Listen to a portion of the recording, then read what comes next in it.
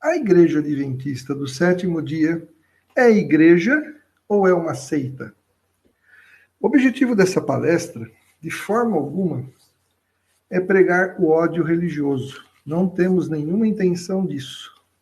Reconhecemos os valores da Igreja Adventista do Sétimo Dia no que se refere à educação. É um povo que se preocupa em ser organizado, ter universidades, um bom ensino, procuram se alimentar bem. Então, com essas coisas, né, nós temos até respeito. Todavia, o que nós vamos abordar hoje são questões doutrinárias. São assuntos que diz respeito a doutrinas que eles ensinam, o modo como eles se comportam em relação a nós, como eles nos consideram, e em vista dessas crenças, como será que a igreja evangélica deveria considerar a igreja adventista do sétimo dia? Como seita ou como igreja? Então, é sobre isso que vamos falar hoje, tá bom? Muito bem. Em primeiro lugar, é importante que você saiba que eu conheço adventistas, tenho amizade com eles, os respeito, então eu não vou fazer palestra para falar de pessoas, tá bom? Nós vamos falar de doutrina.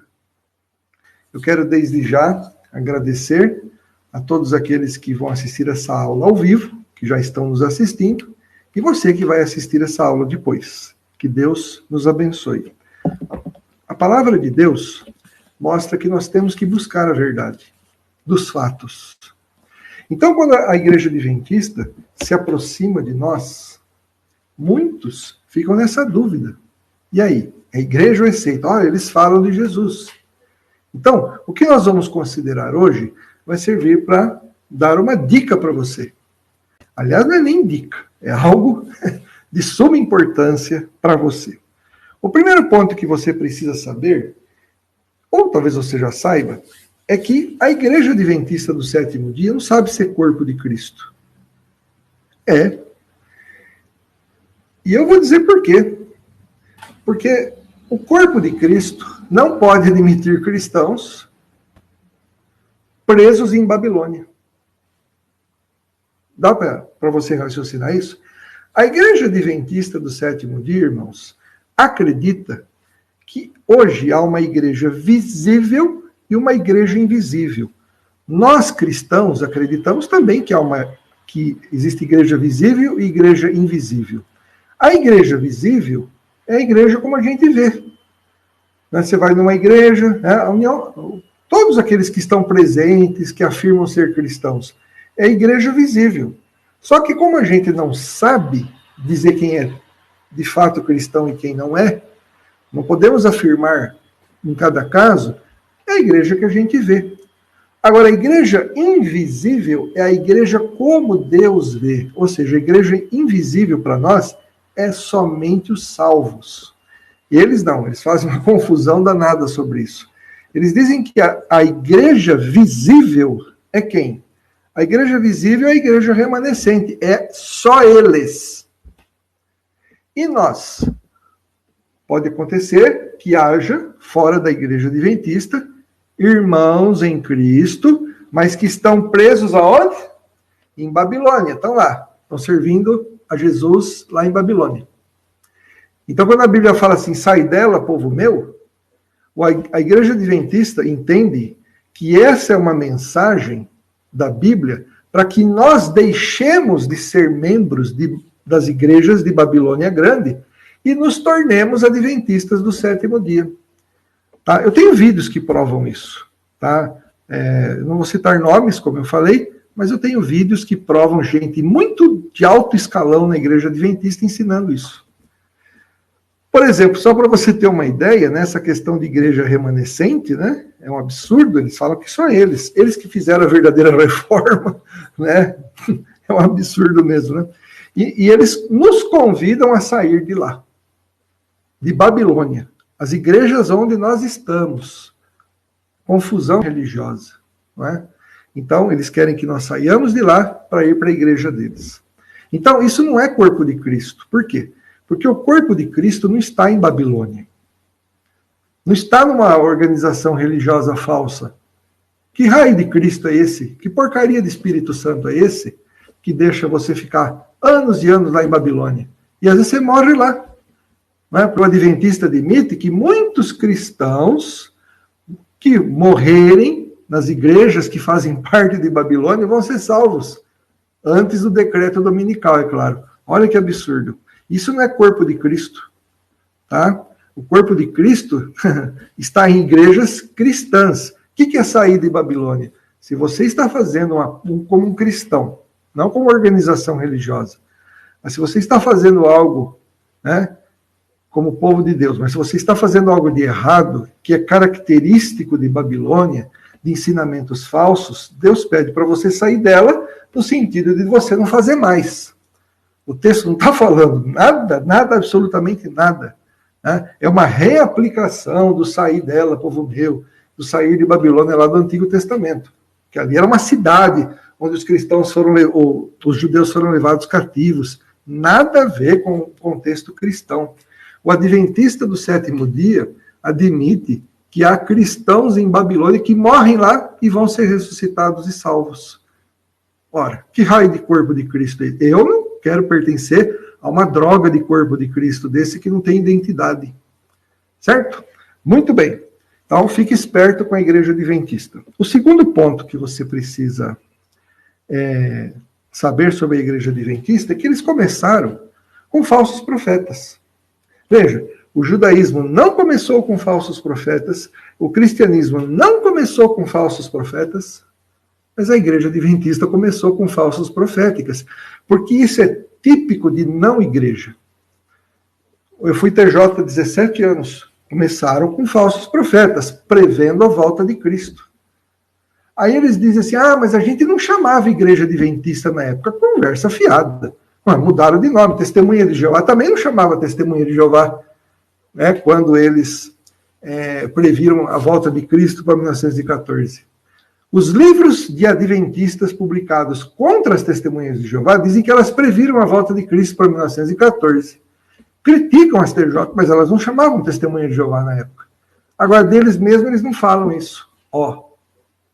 Vai enganar outro. Eu não. Entendeu? Então, eles começaram lá com aquele movimento pré-milerita, e aquele movimento de pessoas que foram enganadas por esse rapazinho aqui, chamado William Miller, né? Então, o próprio site adventista fala, no ano de 1818, como resultado de seu estudo das profecias de Daniel 8 e 9, Miller chegou à conclusão de que Cristo voltaria em algum momento durante os anos de 1843 ou 1844. Ele hesitou até 1831, antes que começasse a anunciar suas descobertas. Bela descoberta, né? A Bíblia já dizia claramente, acerca daquele dia e daquela hora ninguém sabe, mas o Guilherme Miller, né, o precursor, né, de todo o movimento adventista, ele disse que sabia. O seu parceiro, o Snow, né, todos esses carinhas previram a volta de Cristo para 22 de outubro de 1844. Certo? Então, uma igreja verdadeira não surge à custa de falsa profecia. Não tem esse negócio. Mas os discípulos, sabe os discípulos? Os discípulos, eles ficaram perguntando para Jesus, Senhor, é nesse tempo que restauras o reino de Israel? Os caras não tinham a Bíblia na mão pronta, meu amigo. Eles estavam aprendendo com Cristo. É outra coisa isso. A igreja de 1800 anos depois, chegar e prever a volta de Cristo, ora, a igreja remanescente, bela igreja, né? Entendeu? Eu acho que quem tem que sair de Babilônia não é a gente, não, viu? É eles, porque prever a volta de Cristo é coisa de Babilônia, isso, porque Jesus já tinha dito, acerca daquele dia e daquela hora ninguém sabe. Então, como é que uma igreja verdadeira, uma igreja que Deus prepara para ser remanescente, ela começa à custa de uma falsa profecia? É diferente de você perguntar para Jesus, Senhor, é nesse tempo que estabeleces o reino de Israel? Aí Jesus fala aqui, né, dá uma resposta para eles que não competia a eles, ficar sabendo os tempos e as épocas que o Pai estabeleceu. Pronto, todo mundo obedeceu. Você conhece algum apóstolo que previu a volta de Cristo para determinada data? Não tem. Como é que Deus, ao restaurar, supostamente restaurar a igreja verdadeira, providenciando a verdadeira reforma, começa com uma desreforma, uma falsa profecia? E o pior, aí vem o terceiro ponto. A igreja adventista remendou a falsa profecia com a doutrina do juízo investigativo. O que é um absurdo. Tá? O que é um absurdo. Por exemplo, essa obra deles aqui, Nisto Cremos, tá vendo? Na página 385 fala assim: em 1844, no fim do período profético dos 2.300 dias, ele iniciou, Jesus, né, a segunda e última etapa de seu ministério expiatório. Que conversa fiada é essa? Segunda e última etapa de seu ministério expiatório. A Bíblia não ensina isso em lugar nenhum, gente. Apóstolo nenhum ensinou isso. Veja, todas as fases da vida de Cristo, antes de vir à Terra, durante e depois, todas elas são bem explicadas. Ou, pelo menos, ditas. Por exemplo, na eternidade, né? Cristo foi usado pelo Pai para criar todas as coisas. Na criação, ele é usado, né, aqui na Terra. Né? Participou da criação do homem. Façamos o homem. Né? As suas manifestações veterotestamentárias, as suas cristofanias, indicadas na palavra de Deus, né, no Antigo Testamento. A sua vinda, né, aqui na Terra, também toda bem documentada pelos evangelhos.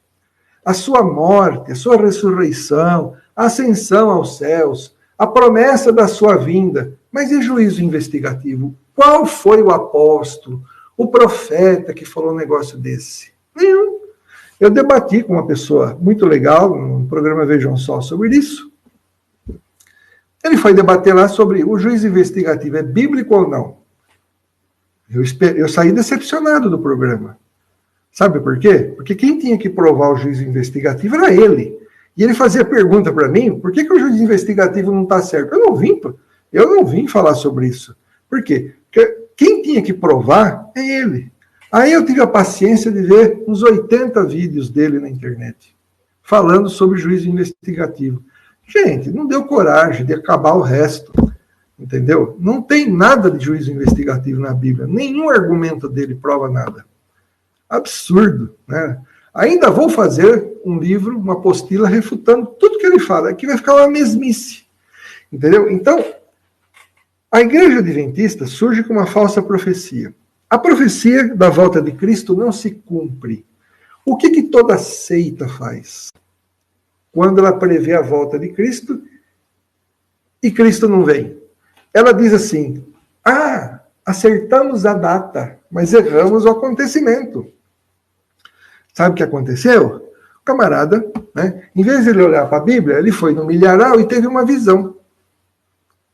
Ele teve uma visão que Jesus Cristo, em vez de ter vindo à Terra, ele entrou no Santo dos Santos. É um Jesus que não é onipresente, sabe? Ele não está em todos os lugares ao mesmo tempo. Ele fica lá, assim, ele anda para lá e para cá, não sei, né? É um negócio de louco isso, né? Então ele saiu do Santo e entrou no Santíssimo. Foi dar uma volta lá. Ficou lá, né, 1.800 anos, sem fazer neca de pitibiriba do santuário, do Santíssimo. Então, ele teve essa visão. Ele não teve nada, ele foi lá fazer cocô, né? Sei lá o que ele foi fazer no milharal, e aí, talvez fazendo isso, ele teve essa visão, né? Sei lá. E aí, o que acontece? Ele passa a dizer para aquela igreja adventista, que não tinha nome, né? Olha, pessoal, o que aconteceu foi o seguinte, em vez de Jesus retornar para o santuário aqui na Terra, era no santuário celestial que ele ia entrar, no Santo dos Santos, no Santíssimo. E aí, veja, toda aquela interpretação que já havia sido feita para esperar a volta de Cristo aqui, ela é redirecionada para a entrada de Cristo lá. Ou seja, é como se o Espírito Santo adventista, que é outro, não tem nada a ver com o da gente, tivesse falado assim para a igreja adventista, para o pessoal lá, ó, eu vou ensinar vocês quase tudo certinho. Depois que vocês errar a profecia, eu ensino certo. Que coisa feia, não é? Que Espírito Santo é esse? Não é o mesmo que o nosso, é claro. Esse Espírito Santo aí, ó, né? Não deve ser muito diferente do Espírito Santo das testemunhas de Jeová. Deve ser a mesma coisa, porque ele faz os caras errar. Olha que absurdo, gente. Tá? Entendeu? E ainda alguns adventistas chegam a usar Apocalipse, aquele texto que fala que João comeu o rolo e a mensagem no começo era doce, mas depois ficou que era amarga, né? Mas depois ficou doce. Ou seja, quando a igreja adventista previu a volta de Cristo, mas não veio, ficou amarga a mensagem. Mas depois, quando eles entenderam que era certo, ficou docinho. É uma coisa assim, mais ou menos, tá? Pessoal, não dá, né? É um absurdo isso. As seitas, elas fazem o que querem com a Bíblia. Por isso a gente usa aquele jargão que a Bíblia é a mãe de todas as heresias. Aí o que Jesus está fazendo lá no Santo dos Santos? Imagina, pessoal. Ele entrou no Santíssimo e ele está lendo os arquivos celestiais, todas as pessoas, todos os pecados e acertos dos professos cristãos, que são bilhões, num período de 1844 para cá. Daria centésimos de segundo por pessoa. Aí vem o outro lá, perito em hebraico, me falar por telefone. Não, o tempo lá no céu não é linear, é outra coisa, já foi explicado isso pela gente. Ô, meu amigo, eu sei que o tempo de Deus na eternidade é uma coisa, mas ali Jesus está diante dos anjos. Não está num tempo diferente, que não ocorre cronologicamente. Né? E outra coisa, se o tempo não é linear lá, porque a profecia é feita lá para se cumprir linearmente aqui. Sabe, é uma coisa interessante isso, né? É linear para começar em 1844, mas não é linear depois, né? Entendeu? Então, é uma pataquada atrás da outra, gente. Tá? E aí Jesus está lendo lá os arquivos, né? Como se tivesse livro lá no céu. Livro feito do quê? Você percebe que é uma forma muito rudimentar de entender as Escrituras? Muito rudimentar. Tá? Então, não existe essa obra. E aí, o que Jesus está fazendo lá?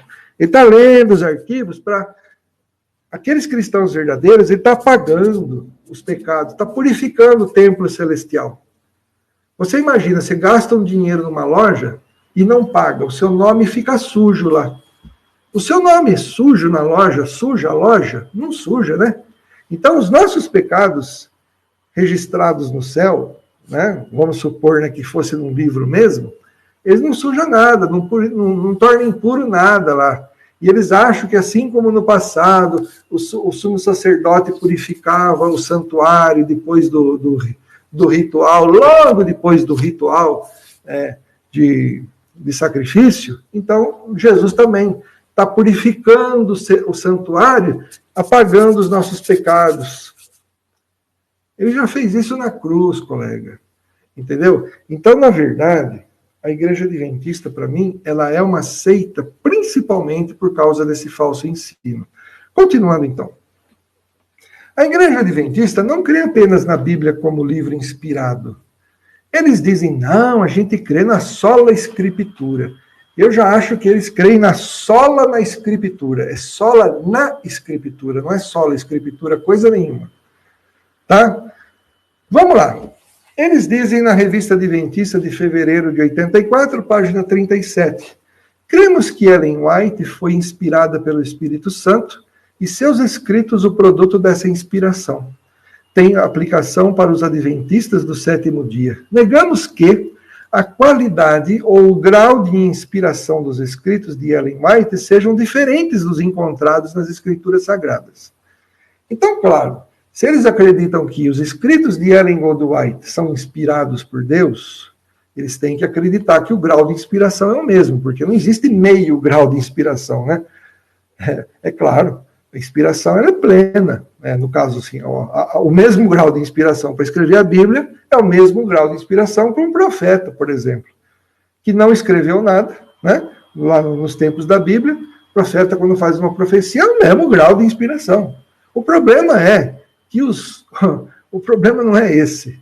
Não é? Quando a gente lê assim, a gente acha que eles estão querendo dizer que é a mesma importância. Não. Eles falam que os escritos de Ellen White é uma luz menor. Mas pera lá, gente. Não existe luz menor diante de uma luz maior. Né? O que é a lua perto do sol, na verdade, né? Então, a Bíblia não fala nada disso, de escritos inspirados fora da Bíblia que servem como autoridade para a igreja. Quando você assiste pregação adventista, eles citam a Bíblia e citam o espírito de profecia, que é Ellen Goldwhite. E aí é um problema, né? Porque nós não aceitamos isso de jeito nenhum. Não existe escrito inspirado hoje nos nossos dias. Nem com meia luz, nem com luz plena. Não tem esse negócio. A Bíblia não fala nada sobre isso.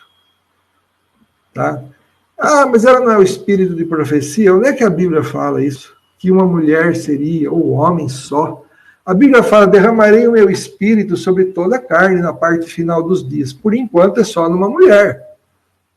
Tá? E essa parte final dos dias começou em 1844, já está com quase 200 anos esse negócio aí. E essa parte final dos dias, né, está começando a ter a parte da parte da parte da parte do final dos dias, né, e não chega nunca esse negócio.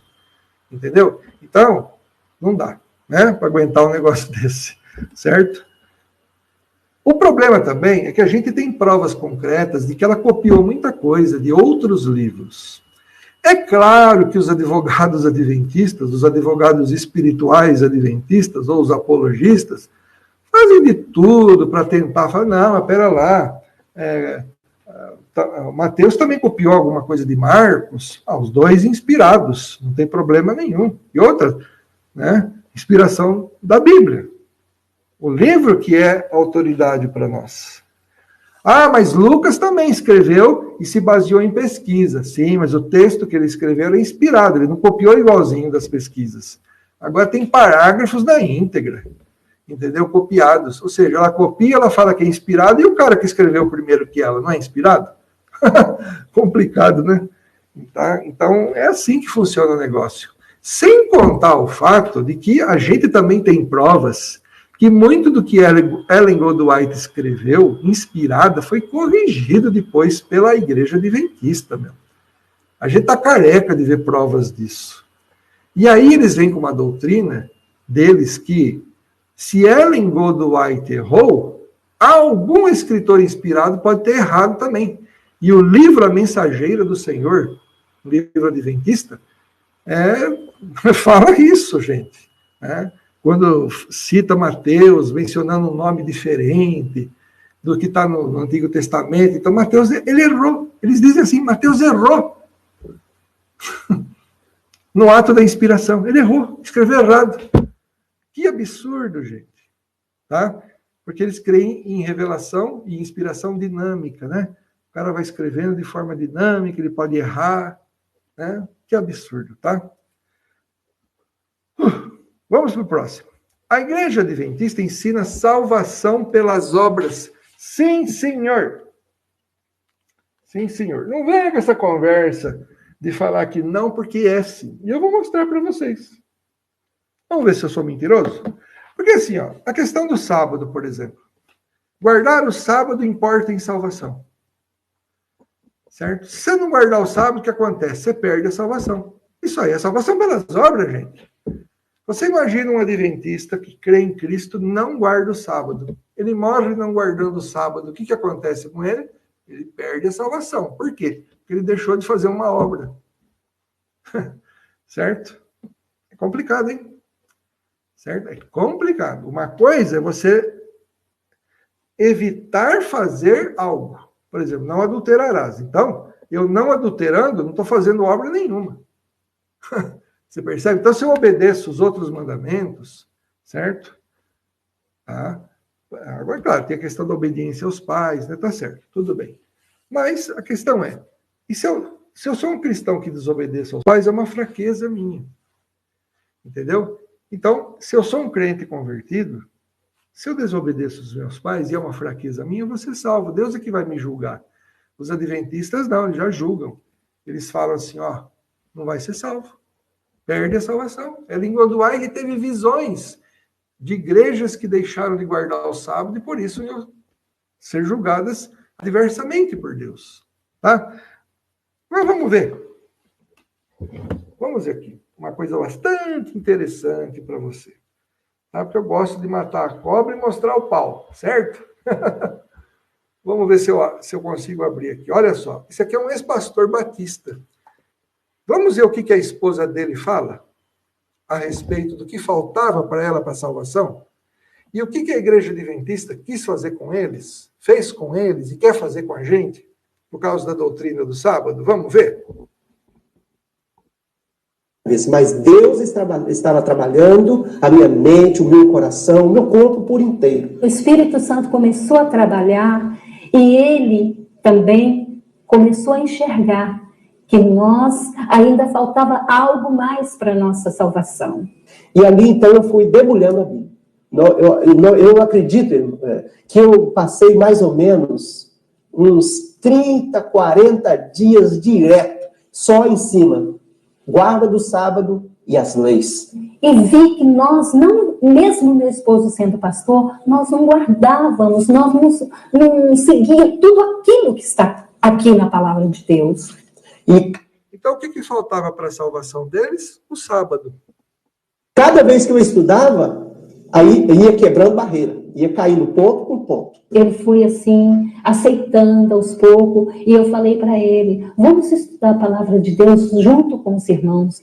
Para o sucesso na obra de evangelização... Bom, o sucesso na obra da evangelização é isso que eles querem fazer com a gente, evangelizar. E aí a senhora fala que faltava algo para a salvação dela. O que era? Veja, sendo pastor e pastora, talvez, né?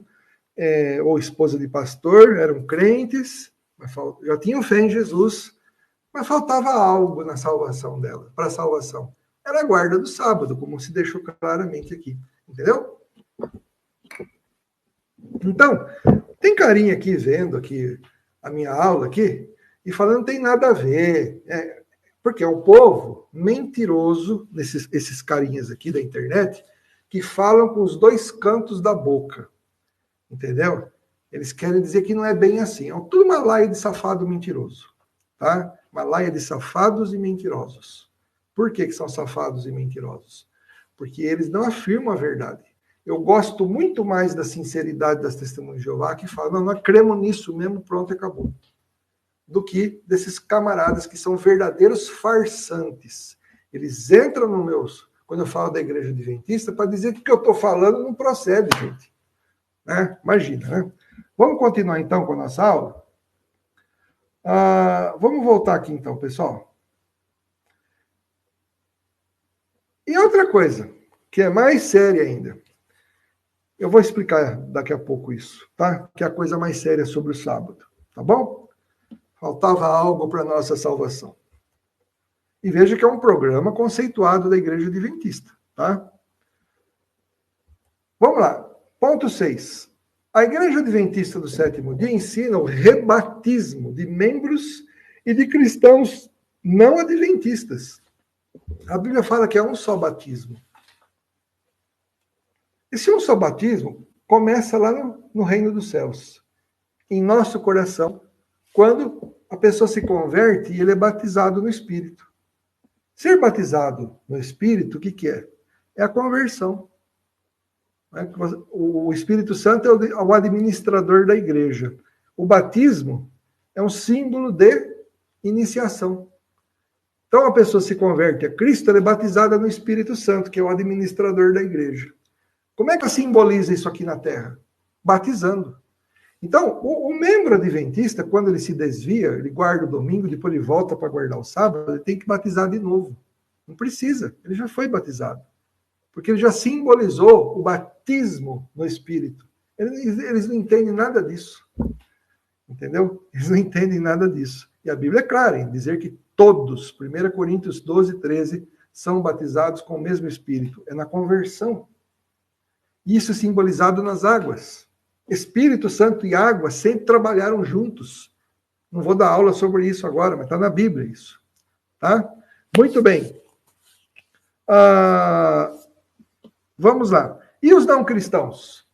Né? Que, na verdade, de cristãos não adventistas, né? O que eles falam? Olha só, tem um monte de vídeo, eles colocam na internet aos montes, né?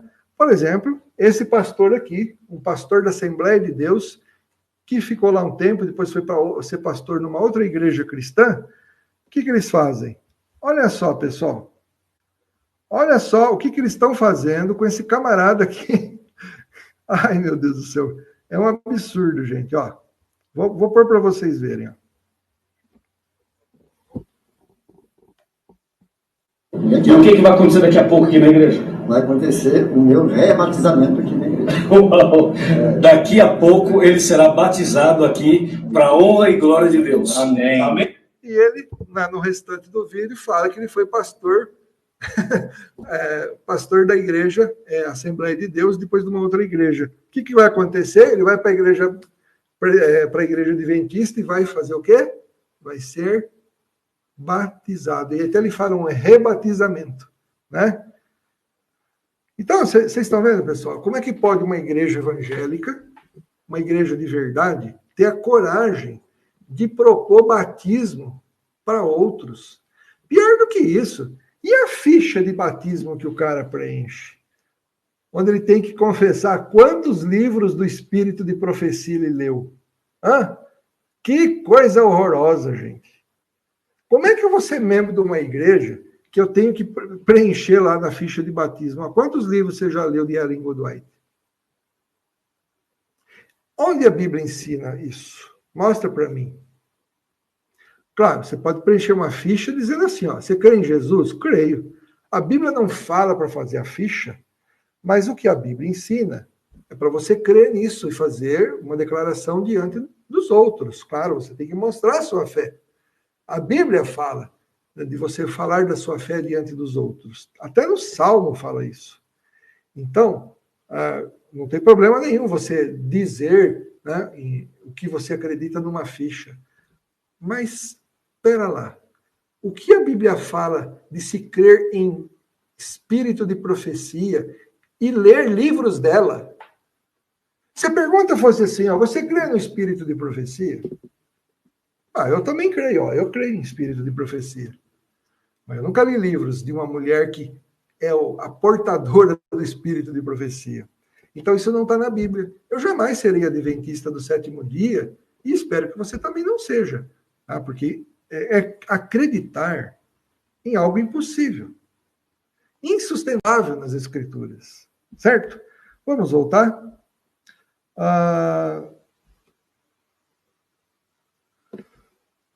Muito bem. A Igreja Adventista do Sétimo Dia crê numa profetisa com experiências estranhas ao cristianismo. Por exemplo, eles acreditam que Ellen Goodwhite profetizava sem respirar. Digita no YouTube. Ellen G. White profetizava sem respirar. E aí eles usam Daniel capítulo 10, versículo... Eu coloquei aqui, é do 15 ao 17, deve ser, tá?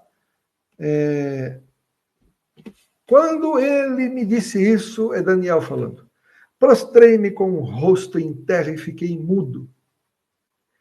E um ser parecido com um homem me tocou os lábios. É Daniel falando isso. Então abri a boca e falei.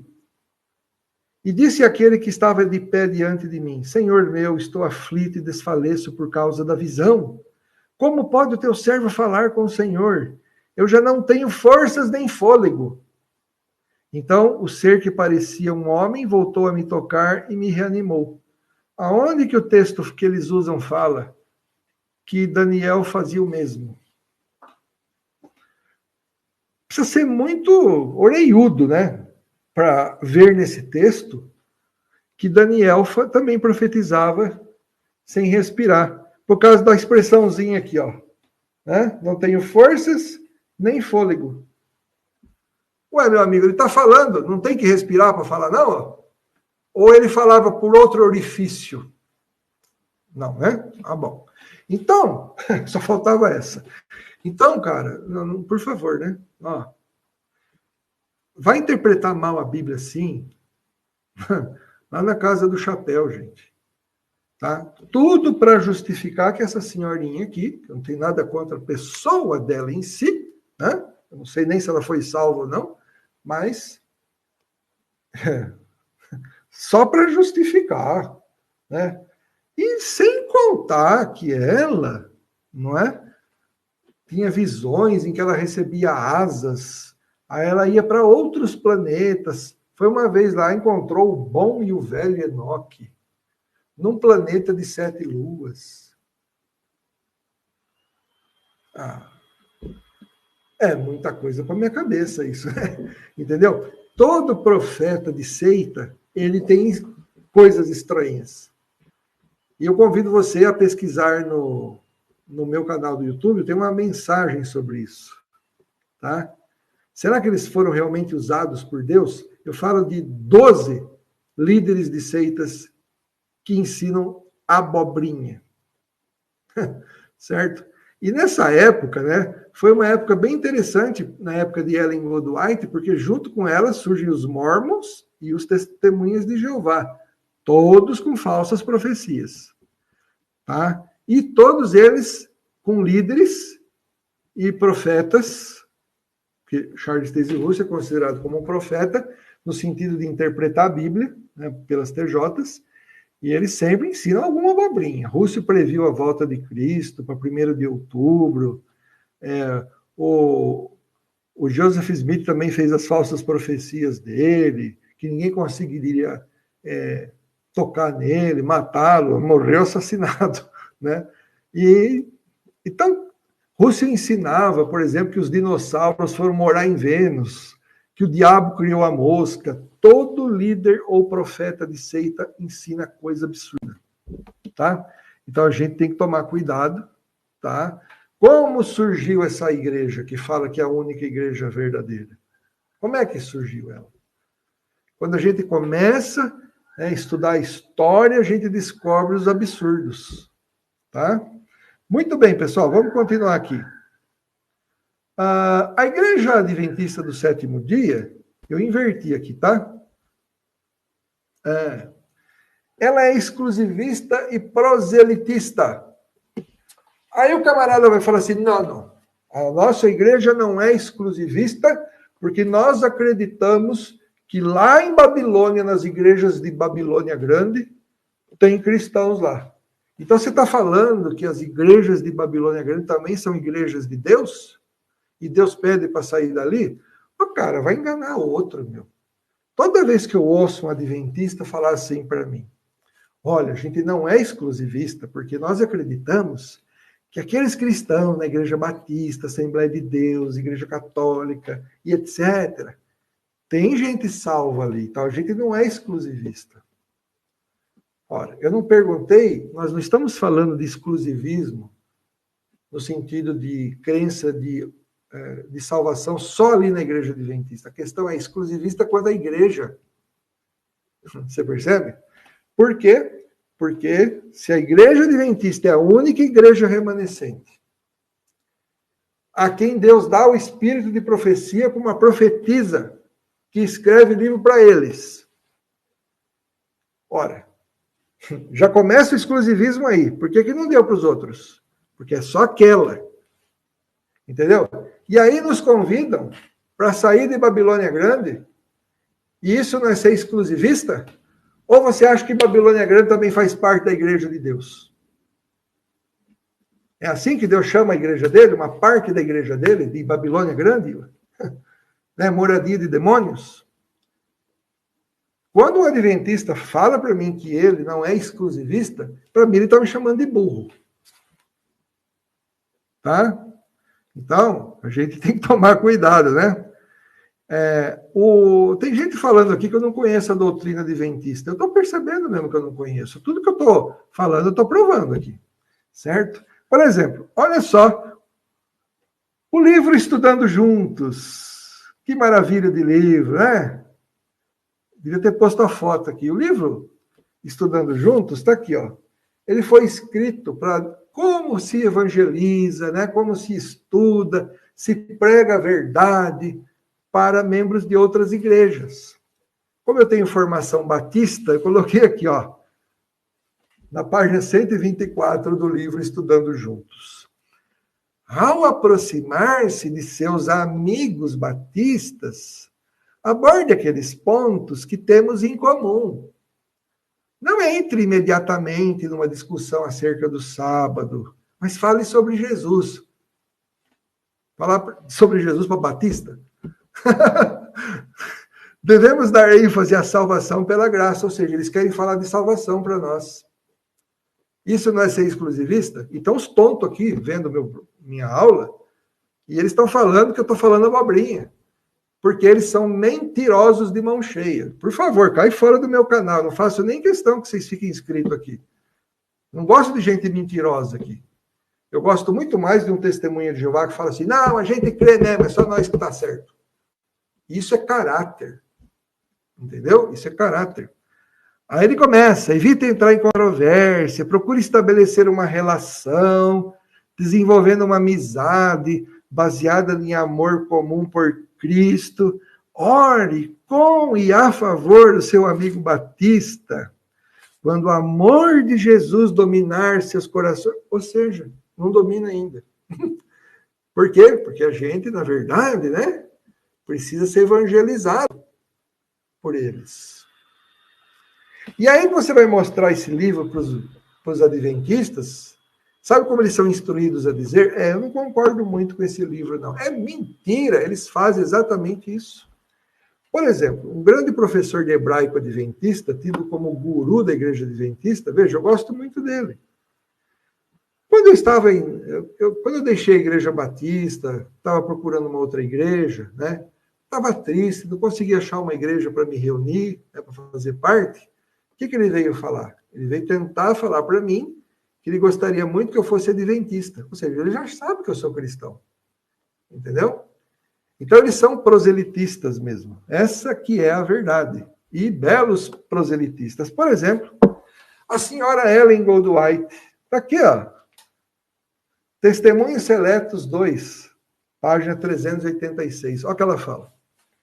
Temos uma obra a fazer por ministros de outras igrejas. Que obra que eles têm que fazer por nós? Deus quer que eles se salvem. Ai, que lindo! Faça-me o favor, dona Ellen. Não vou falar com o morto, né? Não, porque onde ela está, coitada.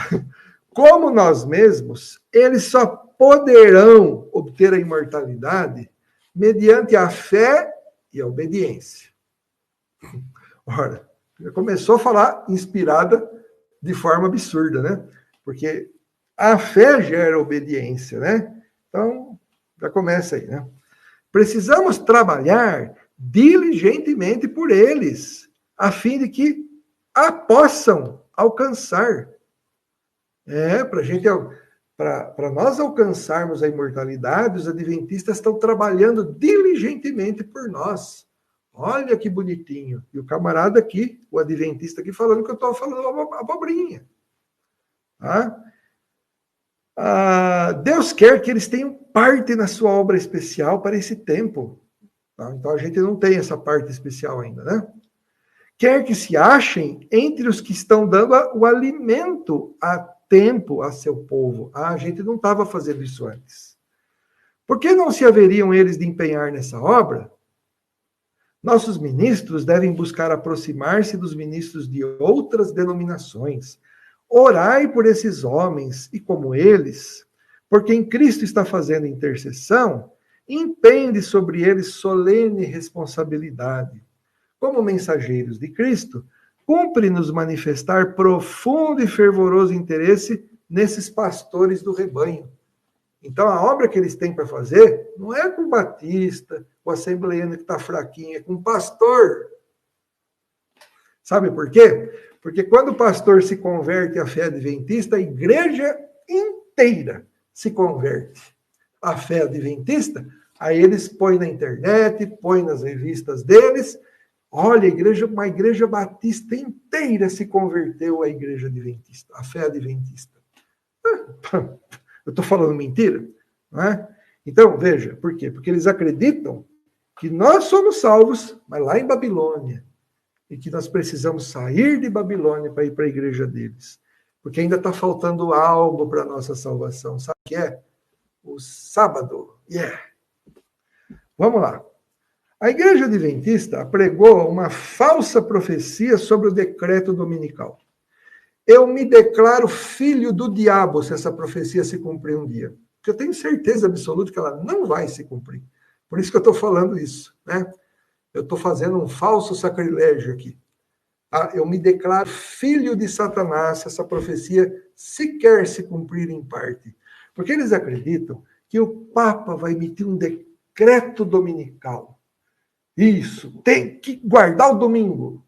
E todo mundo que guardar o domingo vai receber a marca da besta, que é o 666, ou seja, é o domingo. Mas os adventistas vão guardar o sábado. Aí eles vão ter o selo de Deus. Será que eu estou inventando isso? Vamos ver. Nisto cremos, página 219 na versão online. A questão derradeira envolverá a adoração falsa e verdadeira, o verdadeiro e o falso evangelho. Quando essa questão for claramente colocada diante do mundo, aqueles que rejeitam o memorial divino da criação, o sábado bíblico, escolhendo adorar e honrar o domingo, mesmo depois de ter pleno e cabal conhecimento de que não é este o dia apontado por Deus para adoração, receberão a marca da besta. O contexto todo tem a ver com um decreto papal. Eles dizem que o Papa vai emitir esse decreto e que todos os povos vão ser obrigados pelo Papa a guardar o domingo. Né? Como eu já guardo, por exemplo. Eu já sou um 666. Oh, graças a Deus, né? Se isso é ser 666, eu sou um 666. Né? Mas claro que o 666 não tem nada a ver com o domingo, tá? Muito bem. Então, aí o adventista vai... o marco diferencial entre a igreja verdadeira, a adoração verdadeira, e a igreja falsa e a adoração falsa, o marco divisor vai ser o quê? O sábado.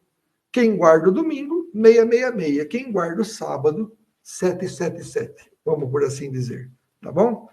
Então, veja. Em nome do Senhor Jesus, eu profetizo. Essa porcaria dessa profecia não vai se cumprir nunca. Nunca. Entendeu? Papa nenhum vai emitir esse decreto. Nenhum. Então, olha só, hein? Olha a responsabilidade minha. Eu, na autoridade do nome de Cristo, eu digo que essa profecia mentirosa e maldita nunca vai cumprir-se. Nunca, tá bom? E olha só, hein? Se eu estiver profetizando falsamente, eu não sou salvo. Eu vou ser destruído, né? Entendeu? É claro que nada disso vai acontecer, né? E eu tenho um coração dedicado a Cristo, mas na autoridade do nome de Cristo eu estou falando. Não estou brincando, estou falando sério, tá? E você pode acreditar nisso também. Então, tem irmãos que dizem o seguinte, olha, eu guardo o sábado porque eu descanso em Cristo. É uma interpretação respeitável. Tá? Só não me fala que isso é moral, é cerimonial, né? Não me fale que isso é cerimonial, tá? Porque se você fala que você guarda o sábado em Cristo, isso é moral, tá? Outros dizem, não, eu guardo o domingo como sétimo dia, já que a Bíblia mesmo mostra, no Antigo Testamento, que Deus fez dias da semana como sábado. A igreja, né, entende que quando Deus faz algo, é quase como uma lei, então guarda o domingo. Entendeu? Então, veja, estamos em torno de interpretações plausíveis, tentando guardar o sábado. Eu não guardo o domingo de forma perfeita. Como os outros mandamentos, ninguém guarda. Você nunca olhou para uma mulher que não é a tua esposa? Você é 100% em tudo? Mas eles cobram da gente 100%. Porque o sábado é um negócio que diferencia o cristão do não cristão, no final das contas. Isso é salvação pelas obras. Você imagina uma pessoa, no tempo do fim, deixar de ser salva por quê? Porque ela não guarda o sábado. Ela guarda no domingo. Aí Deus olha no reloginho, na folhinha dele e fala assim, ó, tudo que esse camarada está fazendo para mim, dedicando um dia especial para me adorar. Não vale. Tem que ser um dia antes. Um tapa na fuça desse Deus falso. Ponto 10. A Igreja Adventista do Sétimo Dia apregou estar debaixo das leis dietéticas. Ó, venhamos e convenhamos. Tem crente que não come bem, né? Come muito mal. Eu estou meio gordinho. Mas é o meu tamanho. Eu tenho 1,91 m. Tolerável, né? Mas eu vejo uma turminha de obeso demais. Não cuida do templo do Espírito Santo, né? Ó, pessoal, por favor, né? Vamos comer melhor. Tá? Agora, dizer que isso é requisito para a salvação, gente, é coisa da Ellen Goodwhite. Ah, não pode comer carne de porco, linguiça. Eu como linguiça uma vez por semana. E hoje o porco é tido como a melhor carne que tem. Os antigos, os idosos, viviam muito porque tudo era feito em banha de porco. O meu avô, por exemplo, comia tudo com banha de porco. Agora os caras trocam banha de porco por margarina. Hã? Pelo amor de Deus, é 200 vezes pior. Né? Mata o cara. E eu gosto de uma margarina. Entendeu? Pessoal, a Bíblia mostra que essa lei já era. Desceu um grande lençol para o apóstolo Pedro que continha os desenhos de animais impuros. Tá? Então, Deus fala assim, come e abate. Tudo bem, estava falando de gentios. Mas será que Deus ia usar uma ilustração para falar uma verdade usando uma coisa que é contra a lei dele? É essa a didática de Deus? Ensinar você a fazer uma coisa certa através de uma visão que te ensinava a fazer uma coisa errada? O adventista é complicado, né? Então, a Bíblia fala em Apocalipse de animais impuros como uma referência ao ensino antigo. A Bíblia fala do maná também, no Apocalipse. E daí? Nós vamos comer maná por causa disso? Nada a ver, né? Vamos terminando, então. O ponto 11. Deixa eu tomar uma aguinha aqui. É Stella Artois, mas não tomo não, tá? Muito bem. A Igreja Adventista interpreta mal a identidade do bode emissário. Tem 2 bodes. Tinham que ser perfeitos. Você lê lá Levítico capítulo 16. Os 2 bodes tinham que ser sem defeito. Aí sorteava. Um bode seria sacrificado e o outro bode iria embora para o deserto. Os 2 tipificam quem? Cristo. O primeiro, por ser perfeito, simboliza Cristo morrendo por nós. O segundo simboliza Cristo levando embora os nossos pecados. Eles dizem que o segundo bode é quem? É o diabo. É complicado, né? É complicado isso aí. Tá? É uma heresia, tá bom? Que é ensinada no Grande Conflito, página 421. Depois você pausa o vídeo aqui, tá? E lê para você ver o que a Ellen Goodwhite fala sobre isso. Eu sei que ela fala que quando o sumo sacerdote, por virtude do sangue da oferta pela transgressão, removia do santuário os pecados, ele colocava-os sobre o bode emissário. Quando Cristo, pelo mérito de seu próprio sangue, remover do santuário celestial, olha lá, os pecados do seu povo, ou seja, Cristo está removendo, né, os pecados lá no céu, está apagando os pecados, apagando, né? Pagando e apagando, né? Os pecados dos salvos. Aí ele vai jogar o quê? Todos esses pecados no bode emissário, que é o diabo. É um problema sério. É um problema sério, porque dá a entender que que o diabo acaba participando do sacrifício expiatório de Cristo. Eu sei que no contexto adventista eles não querem ensinar isso, mas para nós é um absurdo isso, é um sacrilégio isso. Porque os dois bodes são perfeitos, porque eles representam Cristo. São bodes sem defeito, exatamente para representar Cristo. Tá bom? Se fosse para representar um Cristo e outro Satanás, simplesmente Deus falava, traga um bode perfeito, um bode sem defeito e um bode manco, por exemplo. Pronto, resolveu a parada. Né?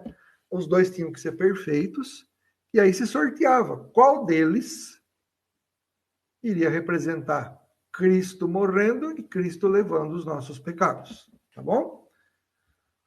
A Igreja Adventista do Sétimo Dia pregou a alma mortal, e isso afeta a cristologia. Então eles falam, né, no Nisto Cremos, é importante destacar que a Bíblia afirma que o homem passou a ser uma alma vivente. Então eles dizem, não tem nada ali que diz que tem uma parte imaterial. Então eles falam assim, né, como um certo professor adventista diz assim, vamos construir o homem, como é que ele é construído? Então Deus faz o homem do pó da terra, sopra nas suas narinas e ele vem a ser alma vivente. Agora vamos desconstruir. O homem, quando morre, a Bíblia diz que o espírito volta a Deus. Então nós usamos esse texto para dizer que é o espírito mesmo que volta a Deus. Aí eles raciocinam assim, não. E os ímpios? O espírito deles para vocês volta a Deus? Ele não vai para o inferno? Ele volta a Deus lá no inferno. Quem é que é o chefe do inferno, pessoal? É Deus. Os adventistas pensam que a gente acha que o chefe do inferno é o diabo. Não é não. O diabo ele vai ser lançado no inferno, no lago de fogo, e ele vai trabalhar para Deus lá. Entendeu? Deus é o dono do inferno. Então, quando o espírito de um ímpio morre e vai para o Hades, em tormentos aguardar o seu julgamento, ele volta para Deus. Deus está em todos os lugares. Não tem nada a ver isso aí. Entendeu? Esse argumento adventista não tem nada a ver. Agora, qual é o problema? Por que afeta a cristologia? Porque a Igreja Adventista ensina que quando o homem morre, ele deixa de existir. Agora, olha Cristo. Cristo, ele é Deus. E existindo na forma de Deus, ele se faz homem. O que acontece? A união hipostática. Ou seja, na encarnação, Cristo realiza a união hipostática. Então, ele tem duas naturezas. Ele é Deus vivo e homem vivo. Quando Cristo morre, ele não deixa de existir. Então, a união hipostática continua. Por quê? Porque o espírito humano de Cristo sai. E por isso que ele fala para o ladrão na cruz, em verdade te digo que hoje você vai estar comigo. Você quem? O ladrão, mas não em carne, em espírito. Dois espíritos indo para o paraíso. O de Cristo e o do ladrão. Entendeu? Então a união hipostática continua. Aí Cristo na ressurreição, o espírito dele retorna àquele corpo, o espírito humano. A união hipostática continua. Por quê? Porque a união hipostática é a união do Deus vivo com o homem vivo. Mas quando o homem morre, ele deixa de existir. Opa! O que aconteceu com a união hipostática nesses 3 dias? Foi para as cucuia. Foi para as cucuia. Ela é desfeita para ser refeita na ressurreição. A Bíblia não ensina em lugar nenhum isso. A Bíblia diz que ele, existindo na forma de Deus, assumiu a forma humana. Ação feita, acabou. Entendeu? Então, a Bíblia não fala, ele assumiu a forma humana, mas depois ele desassumiu, por quê? Claro, porque ele morreu, deixou de existir como homem, então acabaram com a união hipostática, para ser refeita novamente. Eu usei esse argumento contra um pastor adventista, ele até tossiu, ele ficou até nervoso. Foi raso o argumento contra ele. No segundo debate eu refiz, ele ficou bravinho. Isso é um mistério, né? É um mistério, né? É o mistério da união hipostática entre um Deus vivo e um homem que deixou de existir. Muito bonito. Parabéns, né? Então, veja, é ridículo isso, tá? Pessoal, então a união hipostática, ela continua por quê? Porque Cristo morre, seu espírito sai. Aí o adventista vem e me pergunta, poxa, então Cristo tem dois espíritos, um como Deus e um como homem? Não, senhor. Como Deus, ele é espírito. Como homem, ele tem um espírito. É diferente. Certo? Então, tá aí. Quando você ensina que o homem, quando morre, ele deixa de existir porque não tem uma alma imortal, você joga lá em Cristo o problema, porque Cristo é tão homem quanto a gente. O que eu tenho, Cristo tem como homem. Se Cristo não tem uma alma imortal, eu também não tenho. Se eu não tenho, Cristo também não tem. Entendeu? Bom, não é uma palestra para discutir cada ponto. Mas que Cristo ensinou a imortalidade da alma é óbvio. Mas por que lá em Gênesis Deus não falou que o homem tem um espírito? Pelo mesmo motivo que ele não falou que ele é um Deus triuno. Ou seja, Deus não quis revelar isso. Tem algum versículo na Bíblia, lá em Gênesis? Aí você fala, mas Gênesis 1, versículo 1, Deus criou. Aquilo ali é plural majestático, não tem nada a ver com trindade aquilo. Quem usa esse texto para falar de trindade é ridículo, porque senão os judeus creriam na trindade. Então, Deus não se declarou como Deus triuno no Antigo Testamento, em versículo nenhum. Ele deu pistas que a igreja, quando Cristo é revelado, né, ao mundo, quando vem o Espírito Santo, aí a trindade toda faz a igreja enxergar as pistas da doutrina da trindade lá no Antigo Testamento. Aí é outra história. Como também tem pistas da imortalidade da alma bem pequenininhas lá no Antigo Testamento também. Tá bom? Ok. Aí o outro está falando assim, mas o Galho é espírita. Tadinho, né? Porque eu creio em vida após a morte, eu sou espírita, né? Quando, na verdade, o princípio do espiritismo não é esse. O princípio do espiritismo é a reencarnação. Aí eu não sou espírita, né? Crer em vida após a morte, né? Não tem problema nenhum. A Bíblia não fala em versículo nenhum que crer na vida após a morte é ser espírita, né? É só no livrinho dos caras aí, tá bom? Próximo. A Igreja Adventista nega a doutrina das penas eternas. É o último, tá? Pessoal, a Bíblia é muito clara quanto a isso. A parábola do rico e do Lázaro, eu sei que a gente não deve fazer doutrina em cima de parábola. Se fosse só esse texto, eu não faria essa exegese mesmo. Mas é estranho, não é? Que Cristo, para revelar uma verdade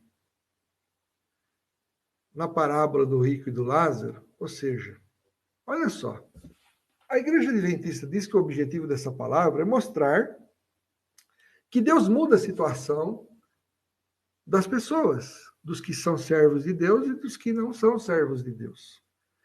Se o objetivo fosse só esse em si, é esse sim o objetivo, claro. Mas se fosse só isso, Jesus não precisava ter falado de vida após a morte ali, do morto conversando no além. Ele só falava assim, os dois morreram e na ressurreição um recebeu a bênção, o pobre, e o rico foi destruído. Pronto. Agora, você acha que se não existisse vida após a morte, Cristo ia inserir uma parábola dessa? Com um detalhe de vida após a morte? Nunca te parou na cabeça pensar nisso? E o mais engraçado é que o adventista me chega e fala assim, mas ali fala de uma gotinha d'água. E por causa da gotinha d'água, a vida após a morte vira simbólica. Quando, na verdade, olha a aula, hein? Olha a aula. Deus, ele se revela de forma antropomórfica, antropopática, e eu inventei uma nova palavra, antropocoísica. O que é isso? Antropomórfica é Deus, para ensinar verdade sobre ele se revela da forma humana. tem cabelo, tem quadril, está sentado. Tem cabelo branco para quê? Para mostrar que ele é o antigo de dias, merece respeito. Tem bumbum, está sentado, né? Por quê? Mostrar que ele é rei. Ele tem a menina dos olhos, para mostrar o quê? Que ele se importa, ele observa e se importa. Quem toca em vós, toca em mim. Isso é antropomorfismo. Tem antropopatia. Deus se revela com sentimentos. Ele se alegra e se entristece. É claro que Deus no céu não fica rindo e chorando ao mesmo tempo. Você imagina 500 negros no motel e 500 carinha lendo a Bíblia. Aí o Deus fica lá. Ao mesmo tempo. Isso é ridículo. Ficar alegre e ficar triste é uma forma de dizer concordo e discordo. Tá? Pronto.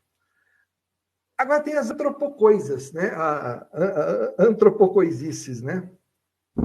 Ou seja, Deus muitas vezes se vale de elementos, de coisas humanas, para também explicar verdades a respeito do mundo espiritual. E para explicar o desespero daquele cara que está condenado e falando lá no Hades, Jesus Cristo insere uma coisa assim: olha, me dá uma gotinha d'água. Ou seja, isso mostra, em primeiro lugar, que o cara está perdido em seu estado de condenado e perdido em seus sentimentos. O cara não sabe nem o que pede. O condenado faz isso. Não é? Então, é um exagero para simbolizar o exagero do condenado. A situação de um condenado. Tá? Então, veja, como é que Cristo vai colocar vida após a morte numa parábola, se isso é um ensino pagão? É só na cabeça dos adventistas e dos TJs. Tá? Bom, mas não é só ali. Jesus fala em Mateus 25, 41, né, que esse local, que o inferno, né, o lago de fogo, sei lá, ali usa Geenas, né, o contexto é Geena, esse lugar que o fogo não se apaga, é criado para o diabo e seus anjos. Ora, se morrer, deixar de existir, é um lugar criado, né? Vamos ler esse texto?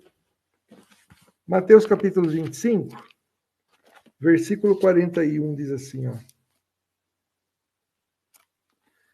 Então ele dirá também aos que estiverem à sua esquerda: malditos, afastai-vos de mim para o fogo eterno, preparado para o diabo e seus anjos. Esse fogo eterno é o quê? Aí eles falam assim: mas os portões de Jerusalém, Deus disse que queimariam para sempre. Ô, otário, para de comparar objetos inanimados com pessoas, com seres vivos. Tá? Desculpe-me, tá? É um absurdo. Tá? O portão não peca. O camarada que vai para o inferno, ele cometeu um pecado chamado de pecado contra o Espírito Santo. Nunca se deixou ser convencido pelo Espírito Santo. É pecado contra o Espírito Santo. Deus transformou o pecado da murmuração, lá de Números, capítulo 14, 34, um dia por um ano. Murmuraram 40 dias. Um pecado de murmurar em 40 anos. Aí o Adventista TJ fala assim: mas isso aí foi para disciplina. Então, querido, se um pecado para disciplina, né, se um castigo para disciplina, para correção, Deus transformou 40 dias em 40 anos, o que dizer de um pecado incorrigível?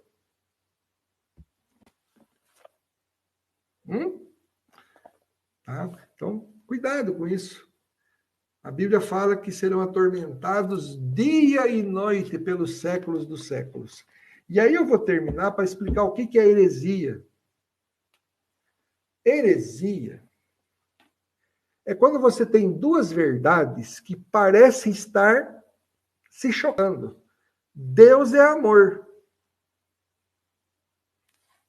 E a outra, Deus tortura por toda a eternidade.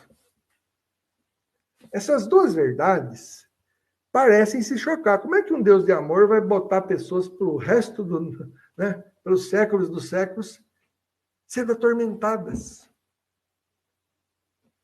Então presta atenção. Heresia, em grego, é hairesis, que significa escolha. O herege, quando vê duas verdades se chocando uma com a outra, sabe o que ele fala? Minha mãe mandou escolher essa daqui, mas como eu sou teimoso, eu vou escolher essa. Ah, Deus é amor. Ah, então essa aqui que fala que os ímpios vão queimar para todo sempre no inferno de fogo? Ah, eu vou reinterpretar, não pode ser. Isso que o herege faz. Ele escolhe uma e deixa a outra, ou reinterpreta a outra. Porque ele tem dificuldade de pôr na cabeça dele, olha, a Bíblia fala as duas coisas, pronto e acabou. Ó, Deus é um em três. Ele é um, ele é três. O herege vai e escolhe um. O outro herege fala, não, são três deuses, como os mormons. Você percebe? Então, é um ensino que me incomoda? Claro, eu não teria coragem de queimar pessoas no fogo para sempre. Mas Deus falou que é e acabou. Eu não tenho que partir do meu sentimento humano. Como chegou um pastor adventista uma vez, olha, eu tenho um argumento irrefutável para você. Pois não. Ah, você cuida da sua mãe, não cuida? Eu falei, cuido. Suponhamos que a sua mãe fosse ateia. Aí você morre, sua mãe morre, a sua mãe vai para o inferno e você é salvo. Você passaria toda a eternidade feliz sabendo que tua mãe está sofrendo no inferno de fogo? Então, veja, é um ensino, é um raciocínio humano, que parte do sentimento humano para entender o sentimento divino. É o que todo herege faz. Né? É o que todo herege faz. Então, eu disse para o cara assim, pois é, meu amigo. O problema é que a Bíblia mostra. Por exemplo, quando a sua mãe morre, eu passei para a mãe dele, né? Então vamos supor que a sua mãe que foi para o inferno, tá? Suponhamos que a sua mãe morra, tá? E ela seja destruída, não existe mais. Você conseguiria viver uma eternidade sabendo que sua mãe não está mais com você? Veja, talvez seu sofrimento fosse menor, mas você conseguiria se esquecer da sua mãe? Ah, claro! A Bíblia fala que a recordação das coisas anteriores já passaram. Falei, pois é, cara. É a mesma resposta que eu tenho para te dar. Veja, quando a minha mãe, vamos lá, vamos pensar num parente querido meu. Vamos supor que o meu pai, que já morreu, fosse um ateu, e eu já imaginasse que ele está no inferno. Tá? E aí? Isso me atrapalha na vida cristã? Hoje? Não. Sabe por quê? Porque eu sou salvo. Cristo mudou a minha mente. Agora, se eu penso assim hoje, o que dizer na eternidade? Eu vou lembrar daquela música. Morreu, o nosso amor morreu, mas não faz mal, antes ele do que eu, certo? Danou-se. O que eu vou fazer? Então, Deus vai me dar todas as condições possíveis para viver feliz. Não vou estar nem aí com quem está no inferno. Tá?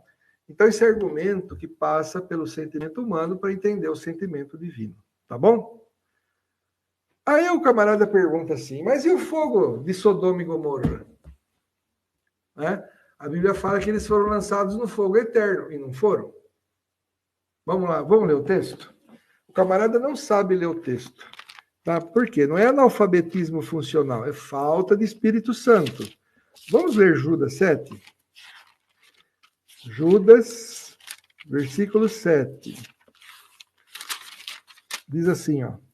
A semelhança desses anjos, Sodoma e Gomorra e as cidades circunvizinhas, que praticavam imoralidade e relações sexuais contra a natureza, foram postas como exemplo a semelhança de quem? Dos anjos. Sofrendo a pena do fogo eterno. Semelhança de quem? Dos anjos. Ou seja, os anjos também foram para o fogo eterno. Certo? E eles foram queimados como Sodoma e Gomorra? Caiu fogo e enxofre sobre Sodoma e Gomorra? Não. Então, veja, as cidades Sodoma e Gomorra são postas como exemplo, sofrendo a pena do fogo eterno. O que Judas está revelando aqui é que lá no texto onde fala que Sodoma e Gomorra foi destruída com fogo e enxofre, ali não falou que o fogo foi eterno. Por quê? Porque ali está falando do fogo que a cidade foi destruída. Agora, aqui está falando de alguém que, a semelhança dos anjos, sofreu essa punição. Então, aqui não está falando de fogo que apaga. Aqui está falando de fogo eterno. E Apocalipse diz, em Apocalipse capítulo 20, tá? Apocalipse capítulo 20 fala qual é a duração desse fogo eterno e o que as pessoas vão sentir, né? Quando diz assim, e o diabo que as enganava foi lançado no lago de fogo e enxofre, onde estão a besta e o falso profeta. Ou seja, o diabo é lançado num lugar onde já tem gente antes dele. Então é lugar, não é estado, situação. Eles serão atormentados dia e noite pelos séculos dos séculos. Quem leu esse texto entendeu o quê? Que esse tormento pelos séculos dos séculos é a morte? A morte que atormenta eles? Morte atormentando o morto? E isso é a explicação esdrúxula minha? Não, o texto está falando. Então você tem que acreditar, tá bom? Ok. Então nós vimos hoje por que a Igreja Adventista é uma seita. É uma seita do diabo? Você já viu seita de Deus? Existe seita de Deus na Bíblia? Não. Então é uma seita do diabo. Assim como a Igreja Adventista diz que nós estamos em Babilônia, moradia de demônios. Tá? Então, eu espero que com essa aula que você recebeu, tá, você aprenda a diferenciar o que é uma igreja cristã do que é uma seita. Então, quando a Adventista convidar você, vamos estudar juntos, você diga não. É o diabo tentando desencaminhar você. Eu posso cantar na sua igreja? Não. Adeptos de seita não tem que louvar a Deus na nossa igreja. Tá? É ódio religioso? Não. Eles acharem que somos Babilônia Grande não é ódio religioso, é uma opinião religiosa deles. E nós também temos a nossa opinião. Tá? Mas você falou, Fernando Galli, que o Rodrigo Silva podia dar palestra sobre arqueologia. Aí tudo bem. Só que se ele falar alguma coisa sobre a igreja dele no meio da palestra, eu boto ele para fora com carteira, giz, lápis, lousa e tudo. Fora o pontapé no traseiro. Entendeu? Porque uma coisa é um profissional falar de arqueologia, outra coisa é um profissional arqueólogo vir pregar ensinos que nós não cremos. É diferente. Então, tem igrejas que falam, para evitar problema, não chamo. Eu posso chamar. Mas te garanto, a primeira asneira que ele falar para defender a igreja dele, ele sai com um pontapé no meio da igreja. Entendeu? Por quê? Porque eu sou muito macho de fazer isso. Então, o que é combinado não custa caro. Tá? Bom, então, veja só. Nós não compactuamos com a igreja adventista. A nossa igreja não aceita pregação adventista, não entra literatura adventista dentro da nossa igreja. Os nossos membros são proibidos, tá, de ler literatura adventista, a menos que seja por uma pesquisa. Nós não aceitamos isso, tá? Porque nós entendemos que é uma literatura de uma seita e não queremos nos alimentar na mesa de demônios, tá bom? Eu espero que tudo isso que eu falei lhe seja útil e que nós possamos viver como cristãos apartados do anticristo, das seitas deste mundo sem Deus.